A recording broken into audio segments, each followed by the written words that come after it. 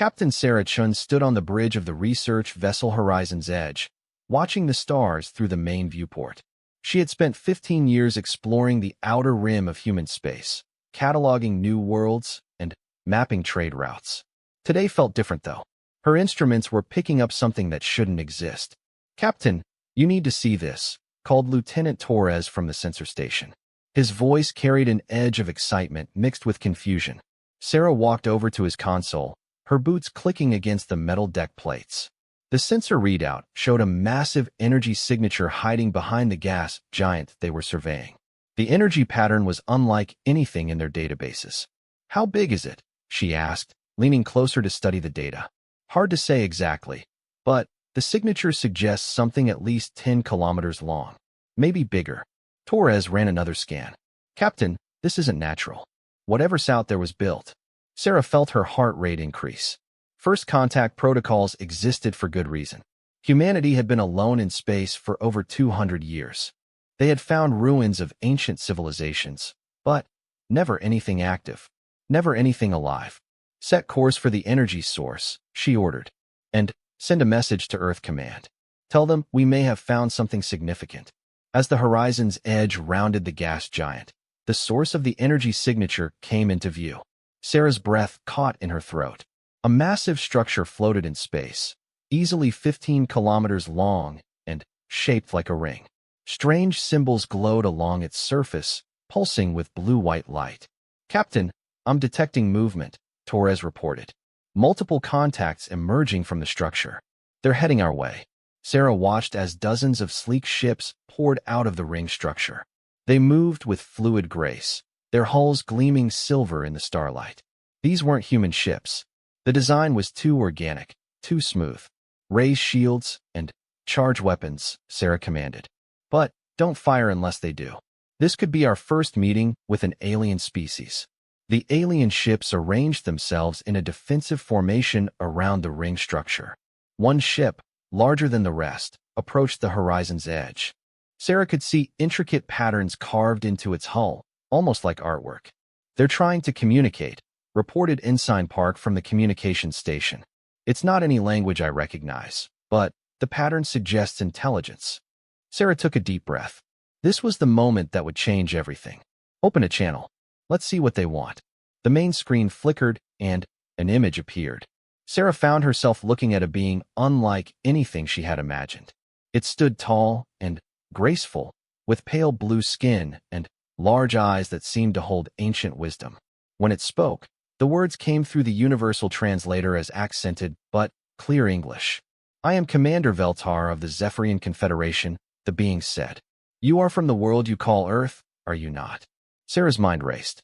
How did this alien know about Earth? How did it speak their language? "I am Captain Sarah Chun of Earth. How do you know our world?" Veltar's expression seemed almost sad. "We have been watching your species for some time, Captain Chun. We know of your courage, your determination, and your remarkable ability to adapt. We also know of the threat that approaches your home." "What threat?" Sarah asked, though part of her already dreaded the answer. "The Devourers," Veltar replied. "A species that consumes entire worlds, leaving nothing but empty space behind. They have destroyed countless civilizations across the galaxy. Our scouts report they have turned their attention toward your region of space."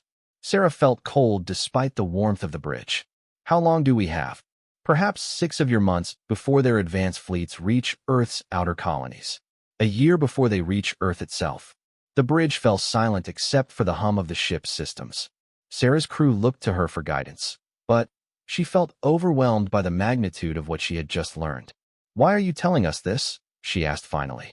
Veltar stepped closer to the screen. "Because humanity has something special, Captain. Something we have observed, but never fully understood. You fight impossible battles, and somehow find ways to win. You turn disasters into opportunities. You never surrender, even when surrender would be the logical choice." "That sounds like wishful thinking," Sarah said. "Perhaps.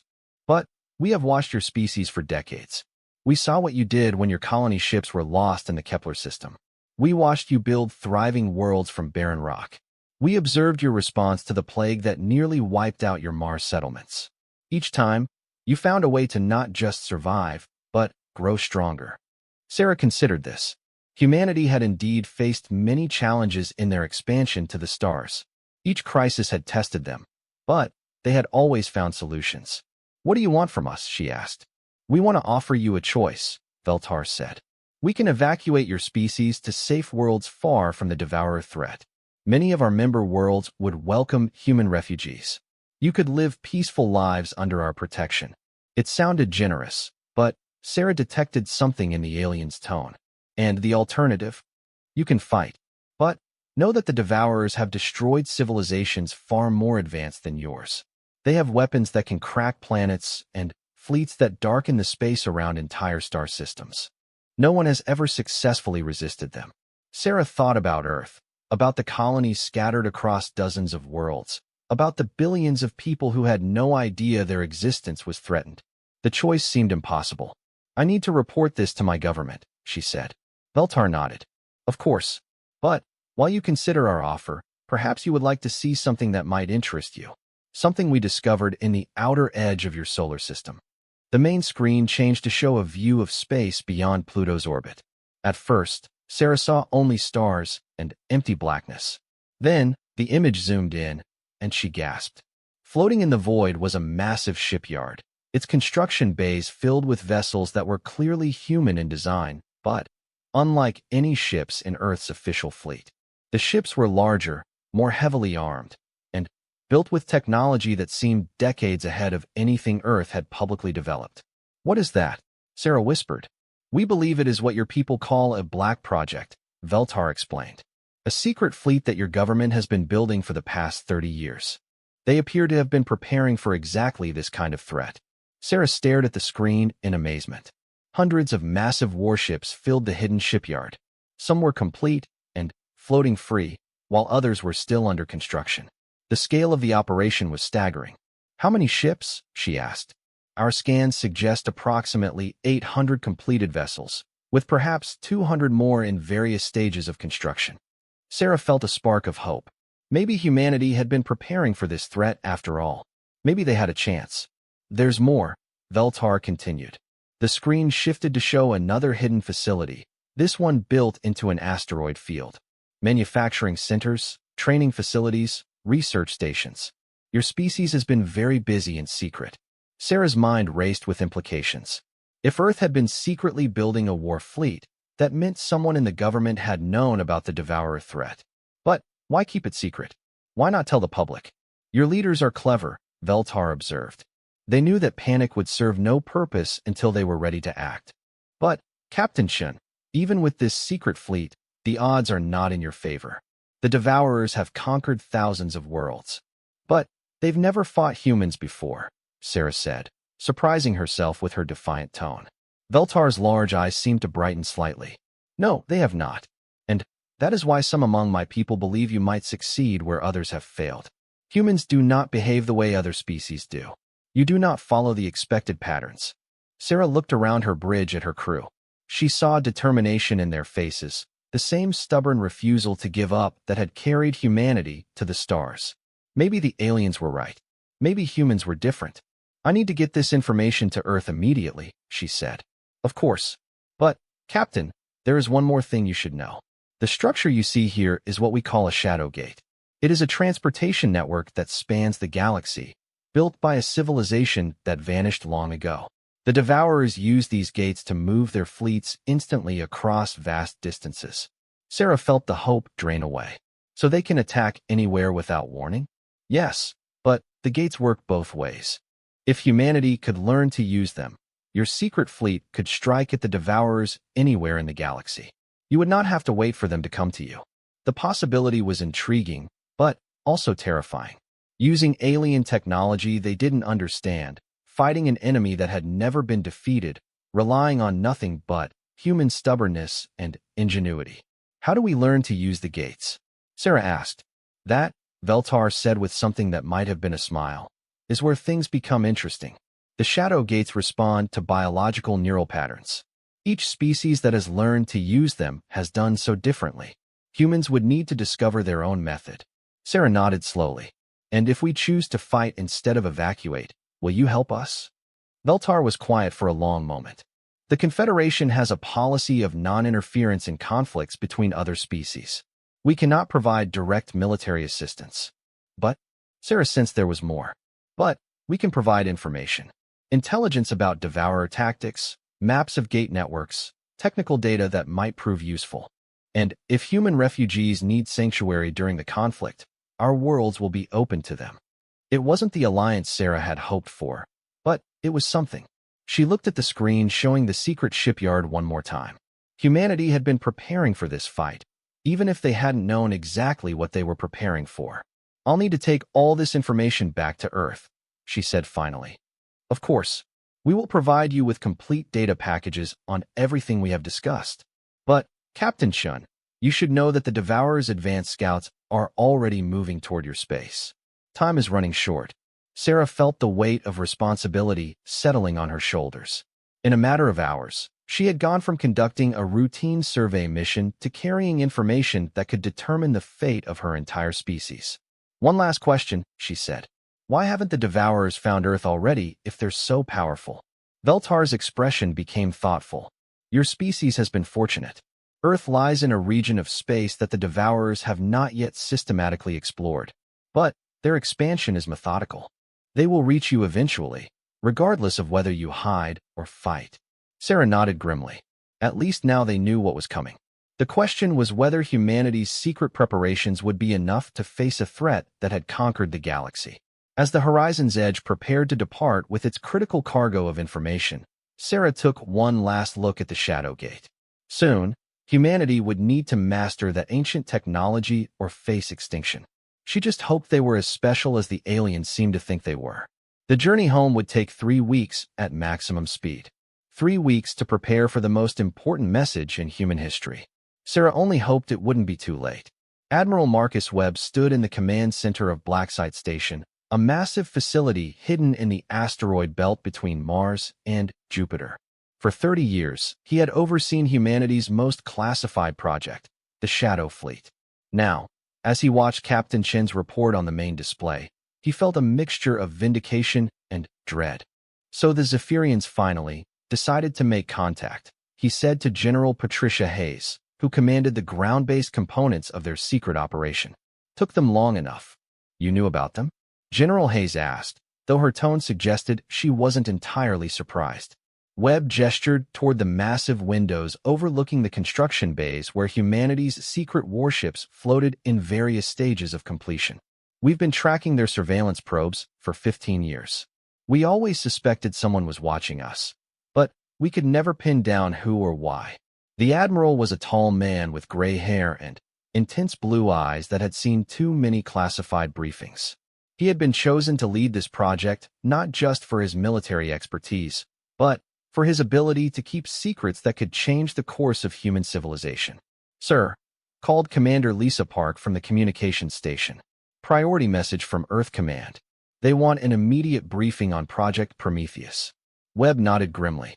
Project Prometheus was the official name for the Shadow Fleet, though very few people knew it existed. Even fewer knew the full scope of what they had built in the depths of space. Patch me through to the Security Council, he ordered. Within minutes, the faces of Earth's most powerful leaders appeared on the secure communication screen. President Elena Rodriguez looked older than her 60 years, the stress of leading humanity's expansion to the stars having taken its toll. Secretary General Chun Wei of the United Earth Federation sat beside her, his expression grim. Admiral Webb. President Rodriguez began without preamble. We've just received Captain Chen's report about first contact with the Zephyrians. She claims you've been building a secret fleet to fight something called the Devourers. We need answers. Webb had been dreading this conversation for decades, but now that it was here, he felt only relief. The burden of carrying humanity's greatest secret was finally lifting from his shoulders. Madam President, 32 years ago, our deep space monitoring stations detected artificial signals from beyond the galactic rim. The signals were encrypted, but our best cryptographers eventually cracked them. What we found changed everything. He activated a holographic display that showed a three-dimensional map of the galaxy. Red markers indicated worlds that had gone silent over the past century, their signals simply stopping without explanation. The signals were distress calls, Madam President. Entire civilizations crying out for help as something destroyed them. We tracked the pattern of destruction and realized it was moving systematically through the galaxy, consuming everything in its path. Secretary General Chen leaned forward. And you decided to build a secret military fleet without consulting the civilian government? With respect, sir, we did consult the government. The report was classified at the highest levels and buried in committee. The recommendation was to monitor the situation and take no action that might draw attention to Earth. President Rodriguez's expression darkened. That's not what I was told at the time. Because the committee decided you didn't need to know, Webb replied bluntly. They felt the threat was too distant and the information too dangerous to public morale. But a small group of us disagreed. General Hayes stepped forward. The Titan Accord of 2157, she said quietly. Webb nodded. The Titan Accord was known only to a handful of military leaders and intelligence officials. It was an agreement signed by representatives from every major power on Earth, authorizing the creation of a secret military force to defend humanity against existential threats. Under the authority of the Titan Accord, Webb continued, we began Project Prometheus. We diverted resources from dozens of civilian projects, recruited the best scientists and engineers, and built a fleet capable of fighting an enemy that had conquered half the galaxy. President Rodriguez looked stunned. How did you keep this secret for 30 years? Compartmentalization, Webb explained. Each facility, each research team, each construction crew knew only their small part of the project. The mining operations that supplied our raw materials thought they were supporting deep space exploration. The weapon designers believed they were developing defensive systems for the outer colonies. The shipyards were told they were building long-range exploration vessels. He activated another display showing the hidden facilities scattered throughout the solar system. We built 17 major shipyards, 43 research stations, and countless smaller support facilities, all hidden in asteroid fields, behind planetary bodies, or in regions of space where civilian traffic was restricted for safety reasons. Secretary General Chun studied the display with obvious amazement. The scale of this operation, the cost must have been enormous. Approximately 40% of humanity's total military budget over 3 decades, General Hayes confirmed. Hidden through black projects, redirected funds, and creative accounting. We also received significant private funding from corporations that were read into the project. Which corporations? President Rodriguez demanded. Webb hesitated. This was where things got complicated. All of them, Madam President. Every major aerospace manufacturer, mining company, and technology corporation has contributed to Project Prometheus in some way. They were told it was for deep space exploration and colonial defense. The politicians on the screen exchanged glances. Webb could see them calculating the political implications of what they had just learned. Show them the fleet, General Hayes suggested quietly. Webb nodded and activated the external cameras. The main display filled with images of the secret shipyard beyond Pluto's orbit. Hundreds of massive warships floated in perfect formation, their hulls gleaming with advanced armor plating and bristling with weapon systems. 873 completed vessels, Webb reported. 215 more under construction. Each ship represents the pinnacle of human military technology. President Rodriguez stared at the display in awe. They're magnificent.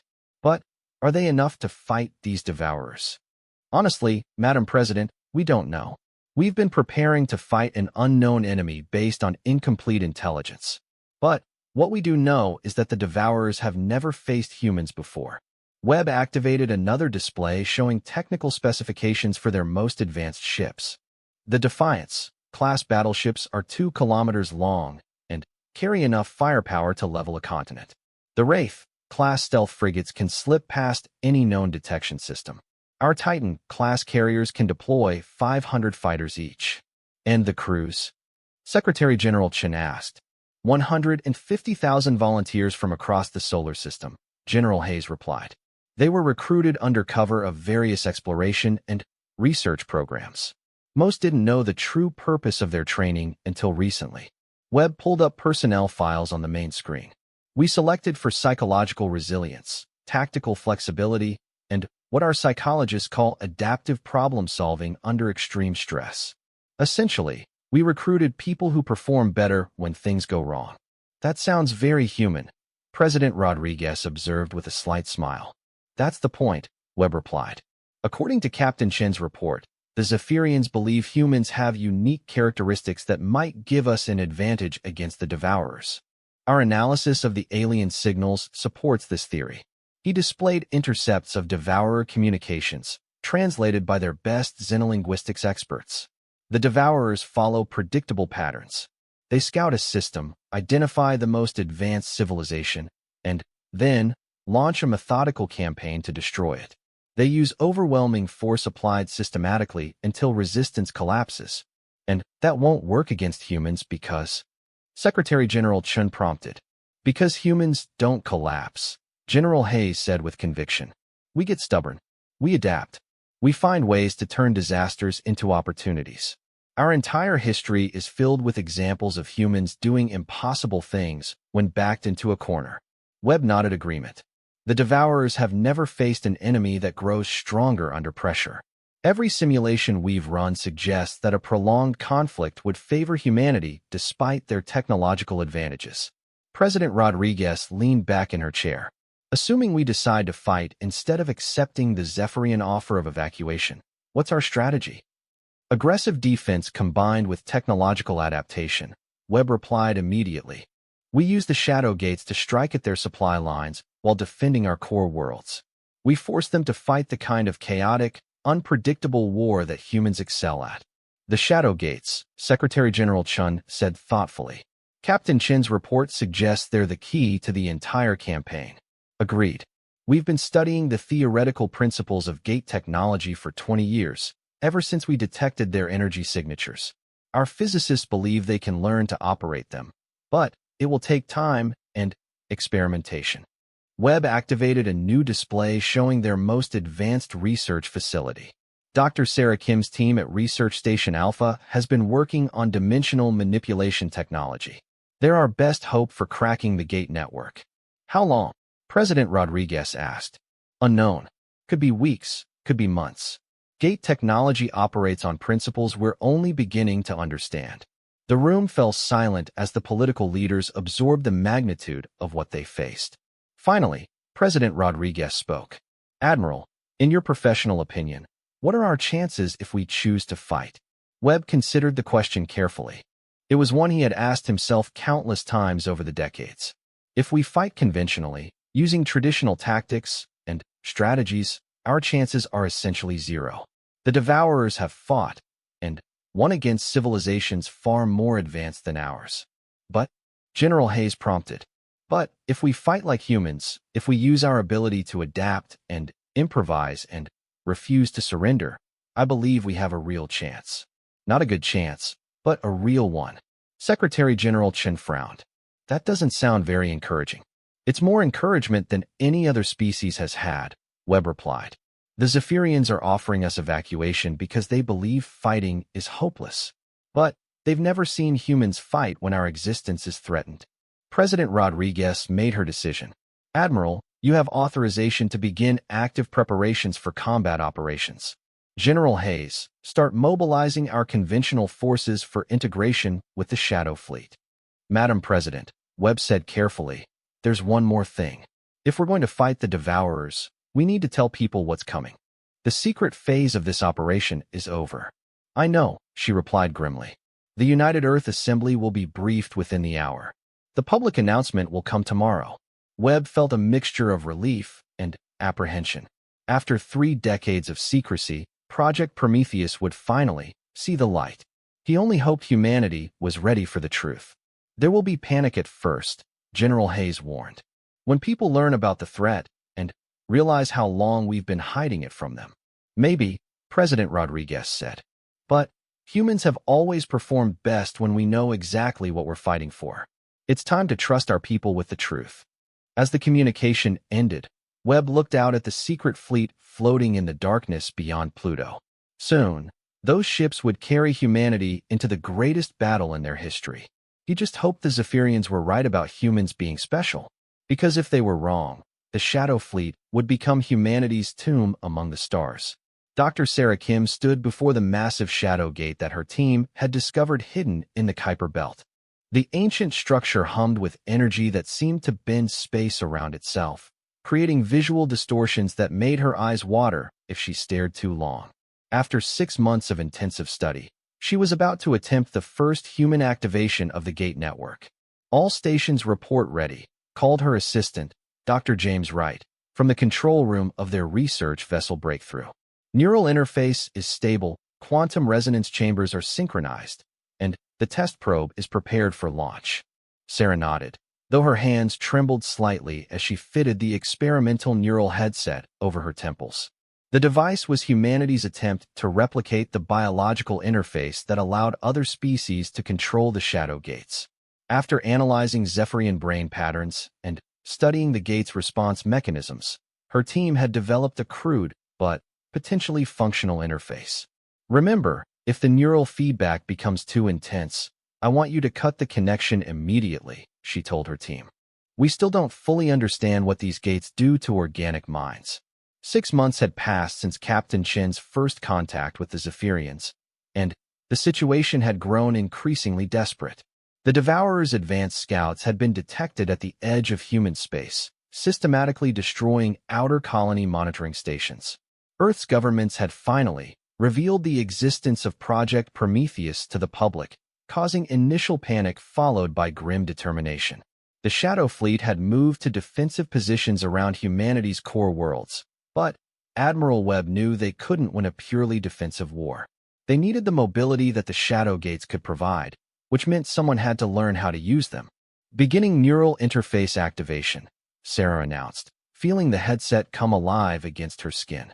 Strange sensations flooded her mind as the device established contact with her nervous system. "I'm detecting something. It's like the gate is aware of me."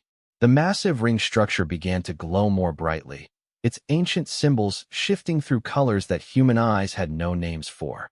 Sarah felt her consciousness expanding, touching something vast and alien that had been waiting in the darkness between stars for millions of years.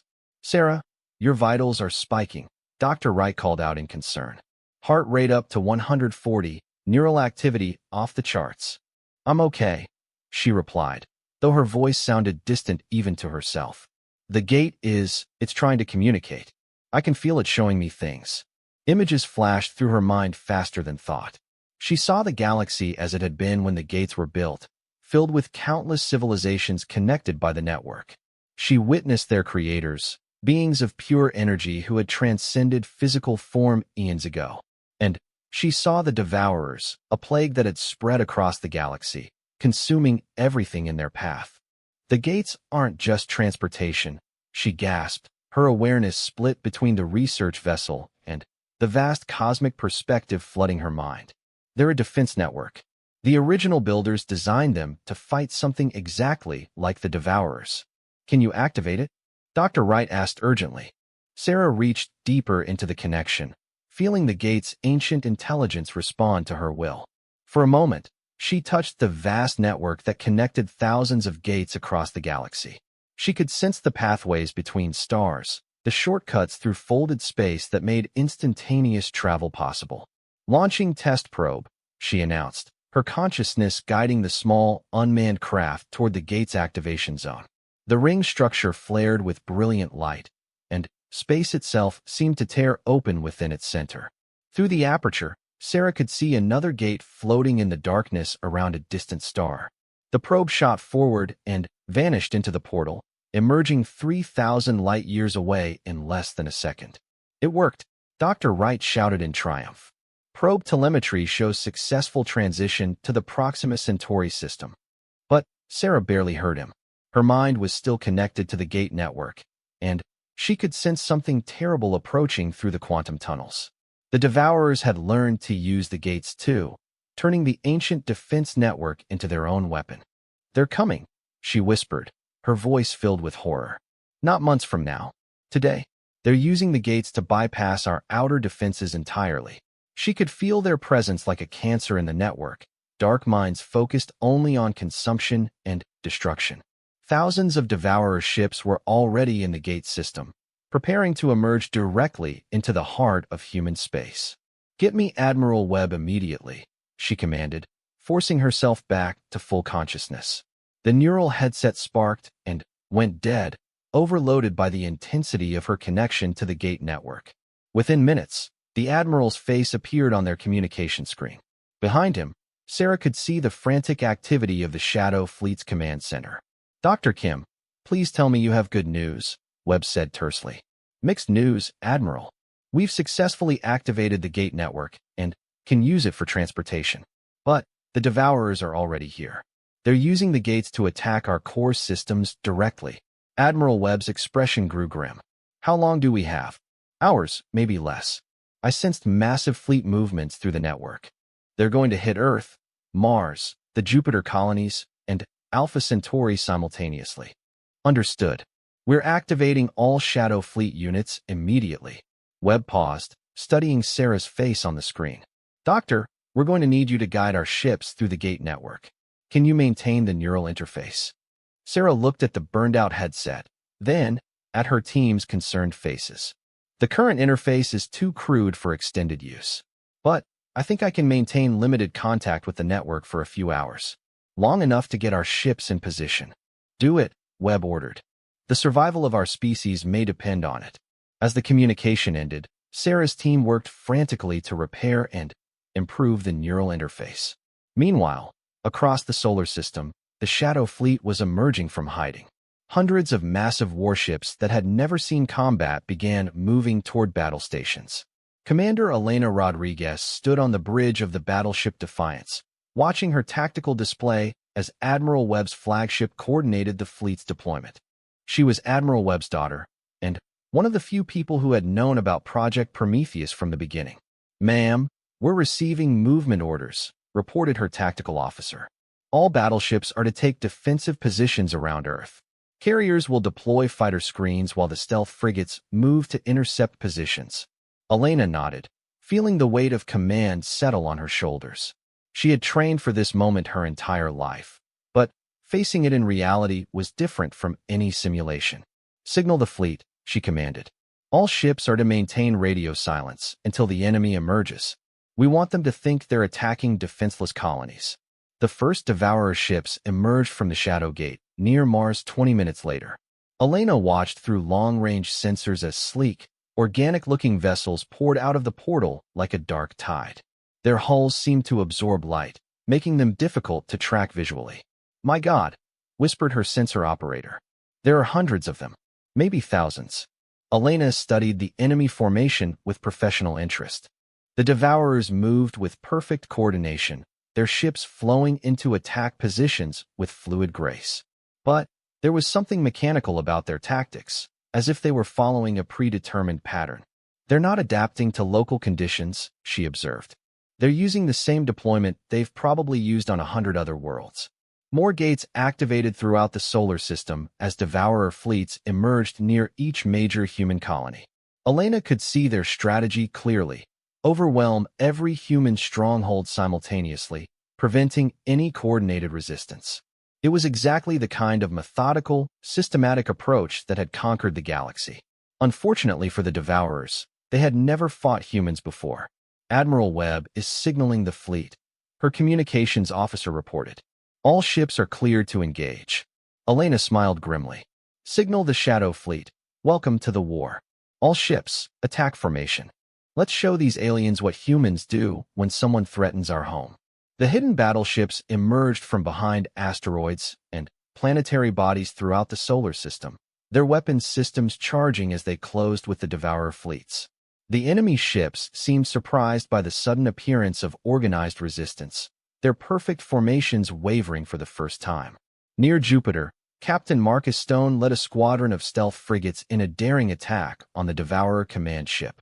His vessel, the Ghost, had been designed specifically for missions like this, its advanced cloaking systems making it nearly invisible to enemy sensors. "Target the largest ship in their formation," he ordered his weapons officer. "That's got to be their command vessel." The Ghost slipped through the Devourer defensive screen undetected, its crew holding their breath as alien ships passed within kilometers of their position. Stone had served in the regular fleet for 15 years before being recruited into Project Prometheus, and he had never seen ships like these before. "They're beautiful," his navigator whispered, watching the organic curves of the Devourer vessels flow past their hidden position. "They're also trying to exterminate our species," Stone replied coldly. "Beauty doesn't make them any less dangerous." His ship reached optimal firing position just as the Devourer command vessel began coordinating its fleet's assault on the Jovian colonies. Stone's torpedo spread struck the alien ship's hull with devastating effect, tearing through what appeared to be biological armor plating. "Direct hit," his weapons officer reported with satisfaction. "Their command ship is venting atmosphere and falling out of formation." But Stone's satisfaction was short-lived. The damaged Devourer ship began regenerating its hull, the organic material flowing like liquid to seal the wounds his weapons had inflicted. "They can heal themselves," he said in amazement. "No wonder they've conquered the galaxy." The battle raged across the solar system as humanity's secret fleet engaged the Devourers for the first time. The aliens had superior technology and overwhelming numbers, but the humans had something the Devourers had never encountered before: unpredictability. Dr. Kim, meanwhile, had managed to re-establish her connection to the Shadowgate network using an improved neural interface. Through her link to the ancient system, she could track Devourer movements throughout the galaxy and guide human forces to strategic positions. "Admiral," she reported to Webb during a brief lull in the fighting, "I'm detecting massive Devourer reinforcements moving through the gate network. Thousands of ships heading for our position. How long until they arrive?" Webb asked. 6 hours, maybe 8. "But, Admiral, I think I've found something. The gates aren't just transportation devices. They're weapons.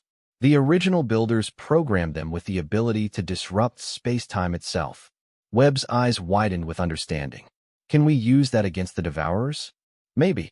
But it would require precise coordination between multiple gates simultaneously. And the power requirements." Sarah paused, calculating rapidly. "We'd need to route the entire output of our fusion reactors through the gate network." "Do it," Webb ordered without hesitation. "Whatever it takes to protect humanity." As Sarah began the complex process of programming the ancient gates for combat use, the battle for Earth's survival entered its next phase. The Shadow Fleet had proven they could fight the Devourers, but now they had to prove they could win. The real test was just beginning. Admiral Webb watched the tactical display as Devourer reinforcements continued pouring through shadow gates across the solar system. His fleet had fought valiantly for 18 hours, but the enemy numbers seemed endless. For every Devourer ship destroyed, 3 more emerged from the portal network. "Sir, we're receiving a priority transmission from Dr. Kim," reported his communications officer. The scientist's face appeared on the main screen, her features drawn with exhaustion from maintaining her neural connection to the gate network. Behind her, the research station's crew worked frantically on modifications to the ancient alien technology. "Admiral, I've managed to access the gate's primary command functions," she announced. The original builders programmed them with a defensive protocol called the Stellar Disruption Matrix. It's designed to collapse hyperspace tunnels and trap enemy fleets in dead space. Webb felt a spark of hope. "What do you need?"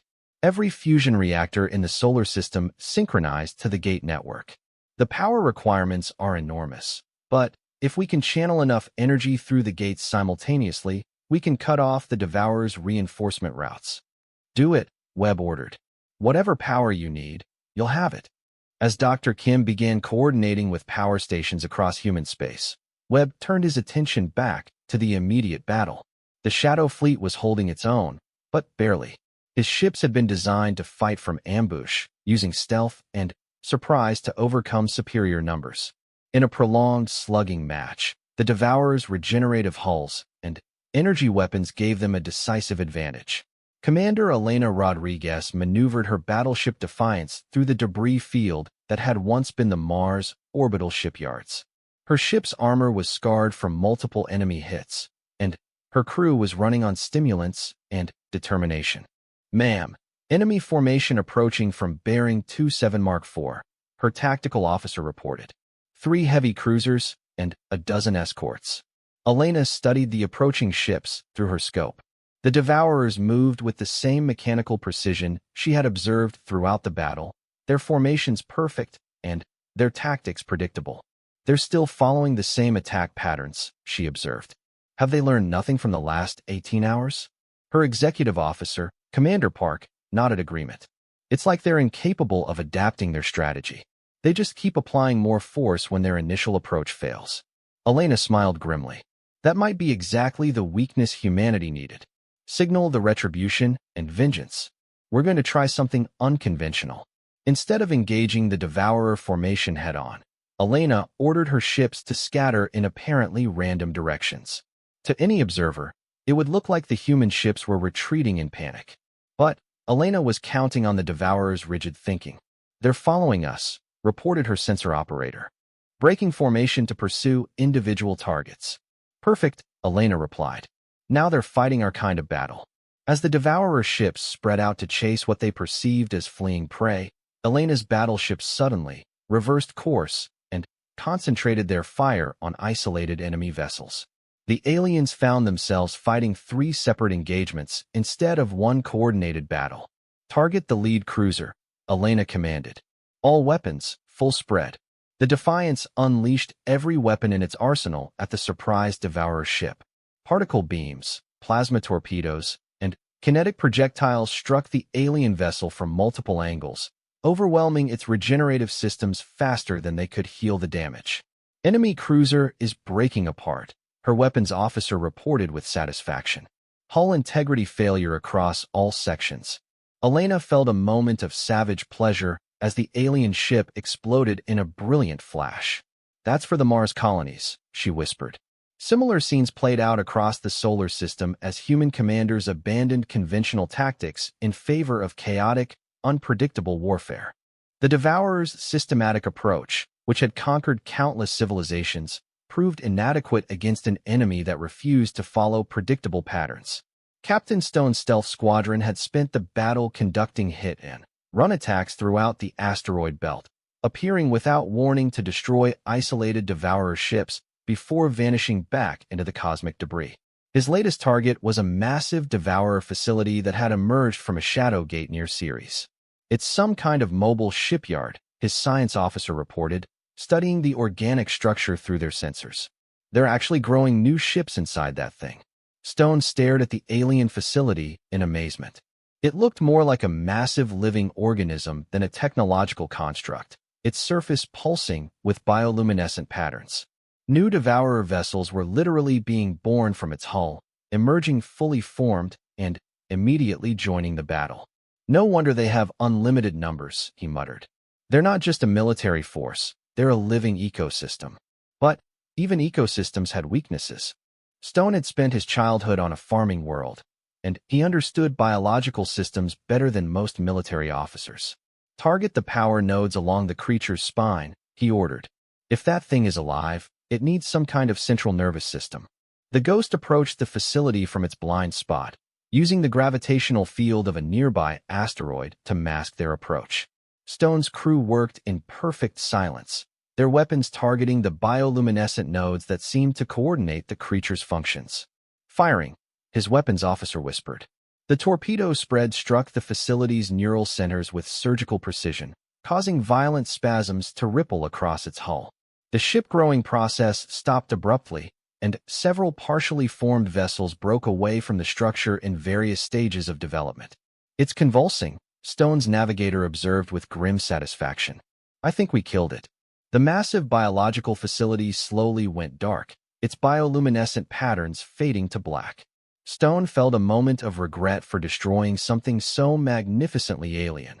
But the survival of his species took precedence over scientific curiosity.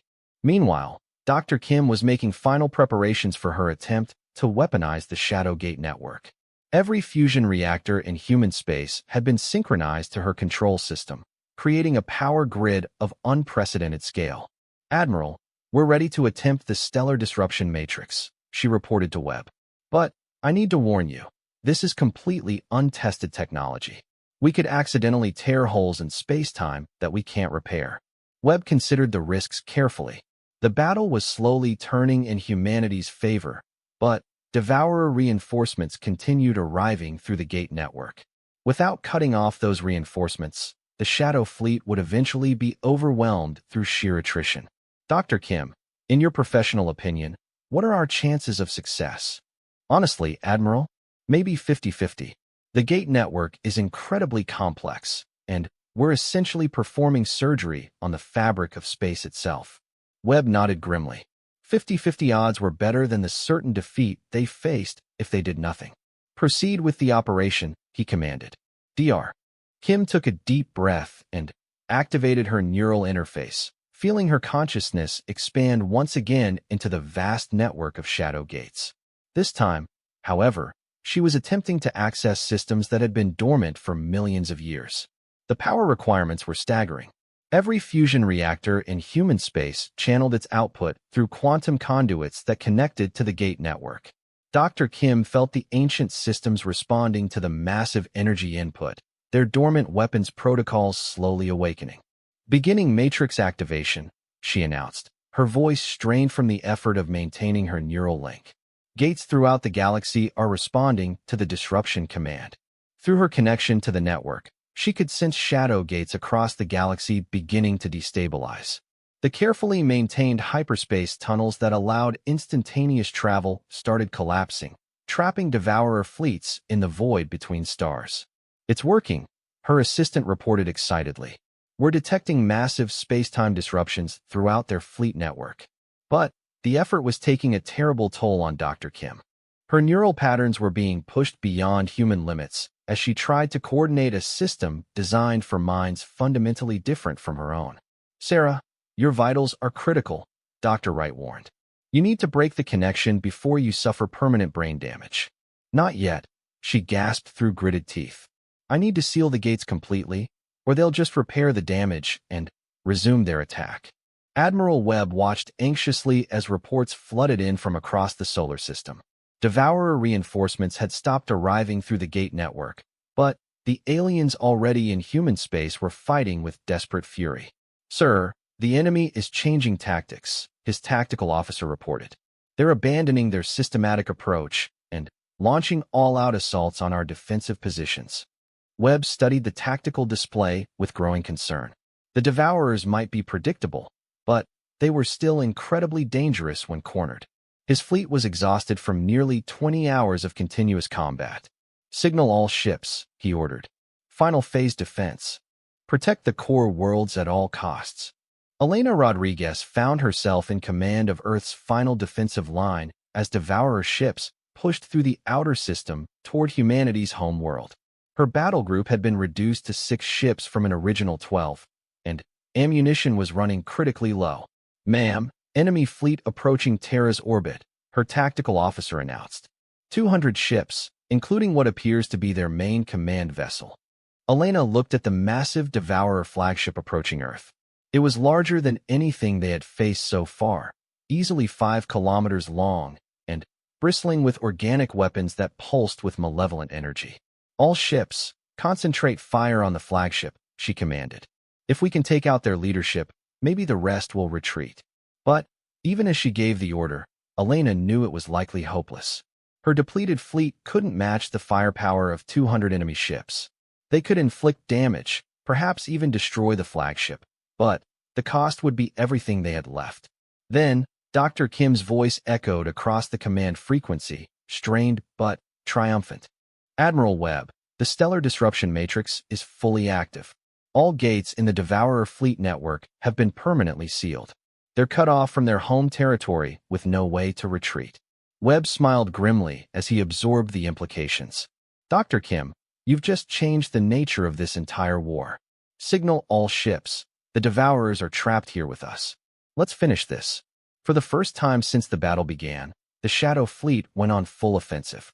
Human ships that had been fighting defensively suddenly surged forward, their crews energized by the knowledge that they had cut off the enemy's escape route. The Devourers, realizing they were trapped, fought with the fury of cornered predators.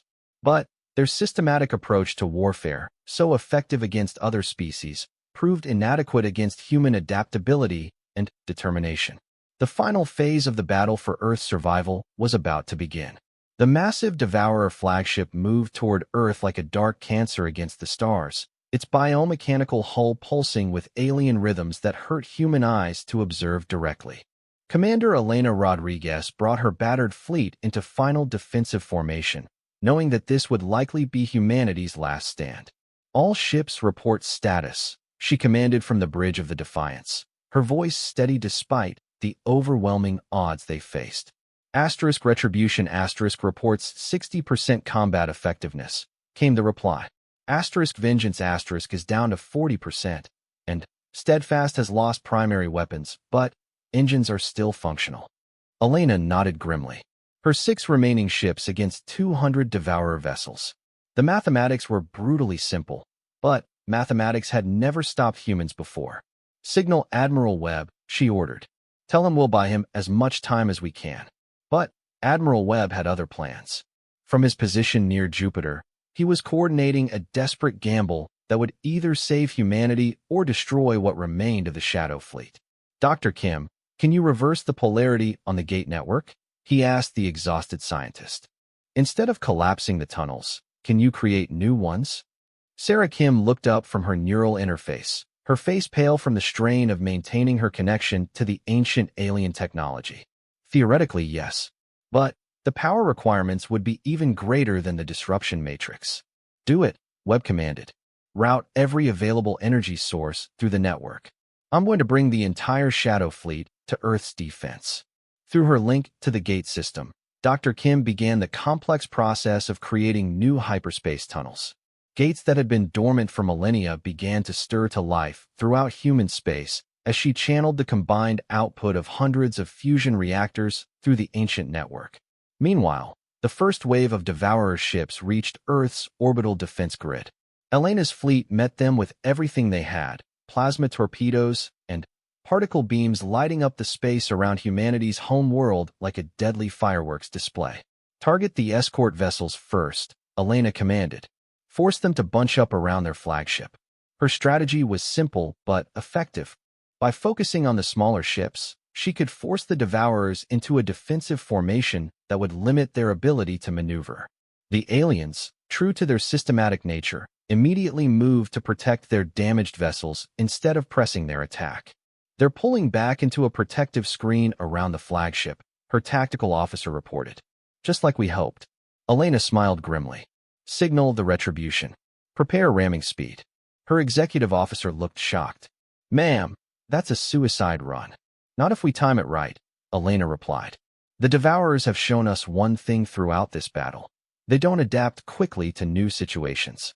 They've never seen a ramming attack because no other species was desperate enough to try it. Captain Martinez of the Retribution accepted the order without question. His ship was the most heavily damaged of Elena's fleet, its weapons systems barely functional, and its hull breached in multiple locations. But its engine still worked, and sometimes that was all you needed. The massive battleship accelerated toward the Devourer formation at maximum velocity, its emergency beacon broadcasting a distress signal that suggested a loss of control. The enemy ships, following their predictable patterns, moved to intercept what appeared to be a crippled vessel. Now, Elena commanded. The Retribution dropped its pretense and opened fire with every functional weapon, clearing a path through the Devourer escort screen. Before the aliens could react, the human battleship slammed into their flagship at nearly 10% of light speed. The impact was visible from Earth's surface as a brilliant flash in the night sky. When the light faded, both ships were gone, consumed in a matter-antimatter explosion that sent shockwaves through the enemy formation. My God, Elena whispered, watching the expanding debris field where 2 capital ships had been moments before. Martinez actually pulled it off. The destruction of their flagship sent the Devourer fleet into confusion for the first time in the battle. Their perfect coordination faltered as subordinate commanders tried to establish a new chain of command. It was exactly the opening humanity needed. Across the solar system, shadow gates that had been dormant since the ancient war suddenly blazed to life. Admiral Webb's remaining ships began emerging from hyperspace tunnels around Earth, their weapons already trained on the disorganized Devourer fleet. "This is Admiral Webb to all Shadow Fleet units," came the broadcast across all frequencies. "Welcome to the final battle. Make every shot count." Captain Stone brought his stealth squadron through a gate near Earth's moon, his ships materializing behind the Devourer formation like ghosts made solid. The Ghost and her sister ships opened fire immediately, their surprise attack adding to the aliens' confusion. "Target their command and control nodes," Stone ordered his weapons officer. "Without coordination, they're just individual ships." The battle around Earth became a swirling melee as human ships emerged from gates throughout the system. The Devourers' systematic approach to warfare collapsed entirely as they found themselves fighting dozens of separate engagements simultaneously. Dr. Kim, meanwhile, was pushing her neural interface beyond all safe limits. The strain of maintaining multiple gate connections was causing severe neural feedback, but she refused to break contact with the ancient network. "Sarah, you need to reduce the power flow," Dr. Wright warned, monitoring her vital signs. "Your brain activity is approaching dangerous levels." "Not yet," she gasped through gritted teeth. "I can sense something in the network. The gates aren't just transportation devices or weapons. They're trying to tell me something." Through her connection to the ancient alien technology, Dr. Kim began to perceive the true purpose of the Shadow Gate network. It wasn't just a tool for travel or warfare. It was a test, designed by the original builders to identify species worthy of inheriting their legacy. "The builders," she whispered in amazement. "They're still here. Not physically, but their consciousness is embedded in the network itself." Images flooded her mind. The ancient civilization that had created the gates, their war against the first Devourers millions of years ago, and their decision to transcend physical form rather than face extinction. They had left the gate network as both a gift and a trial for younger species. The Devourers failed the test, Dr. Kim realized. They could use the gates, but they never understood their true purpose. They saw only a tool for conquest, not a bridge between civilizations. But humanity was different. Through their desperate battle to save Earth, they had demonstrated the qualities the builders had been seeking: adaptability, creativity, and the willingness to sacrifice for others. The Gate Network was recognizing humanity as worthy inheritors of the builders' legacy. "Admiral," she announced over the fleet communication system, her voice filled with new strength. "I'm reading massive energy buildups throughout the Gate Network. The system is preparing for something." Admiral Webb, coordinating the fleet battle from his flagship near Jupiter, felt the tide of combat turning in humanity's favor. The Devourers were powerful, but their rigid thinking made them vulnerable to the chaotic style of warfare that humans excelled at. "All units, press the attack," he commanded. "Don't give them time to reorganize." The Shadow Fleet responded with the fury of a species fighting for survival. Every trick, every desperate tactic, every impossible maneuver that human crews could devise was thrown at the alien invaders. Ships that should have been destroyed kept fighting through sheer determination. Crews that should have surrendered instead found new ways to damage their enemies. Commander Rodriguez led the final assault on the remaining Devourer command ships, her damaged battleship somehow still functional despite hits that would have destroyed any normal vessel. The Defiance lived up to its name, refusing to die even as enemy fire tore chunks from its hull. "All weapons, continuous fire," she ordered. "Don't stop shooting until we run out of ammunition or targets." The human fleet's desperate assault finally broke the Devourer formation completely. Without their rigid command structure, the individual alien ships began making critical errors. They collided with each other, fired on friendly vessels, and exposed themselves to human weapons. But it was Dr. Kim who delivered the final blow to the invaders.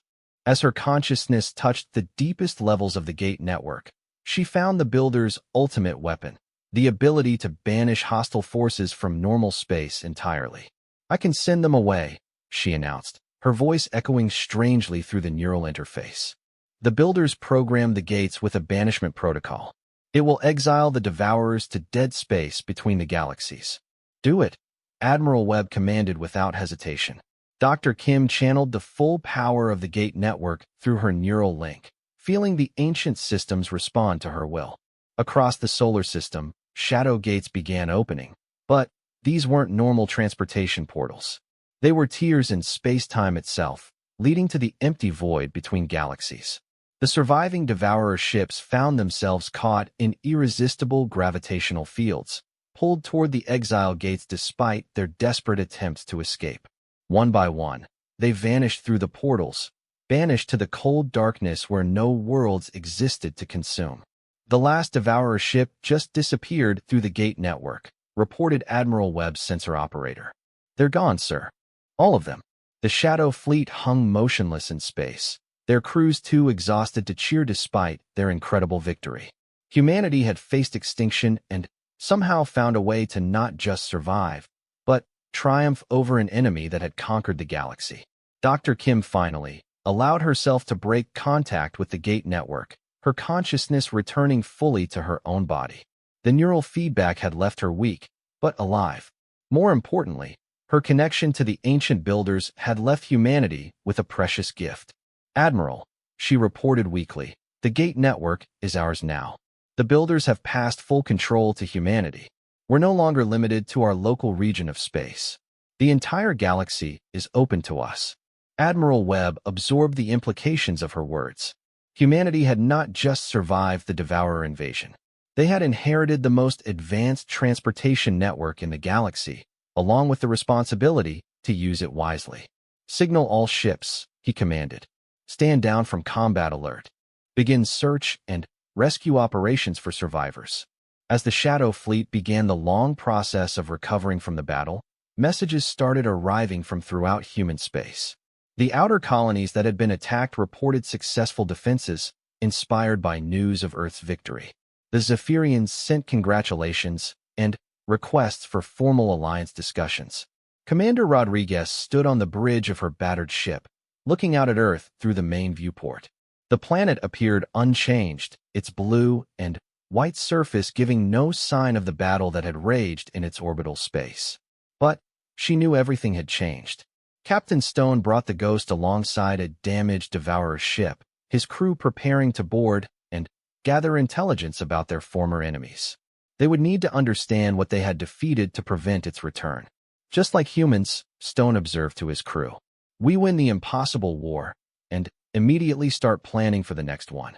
But that was for the future. For now, humanity could celebrate its survival and begin to comprehend the magnitude of what they had achieved. They had faced the galaxy's greatest threat and emerged victorious through courage, determination, and the refusal to surrender even when defeat seemed certain. The Shadow Fleet had saved not just humanity, but potentially every remaining civilization in the galaxy. The age of the Devourers was over, and the age of human exploration among the stars was about to begin. Dr. Kim, recovering in the medical bay of her research vessel, smiled weakly as she contemplated the future. Humanity had passed the Builder's test and proven worthy of their legacy. The Shadow Gates would open new possibilities for exploration, diplomacy, and discovery that previous generations could never have imagined.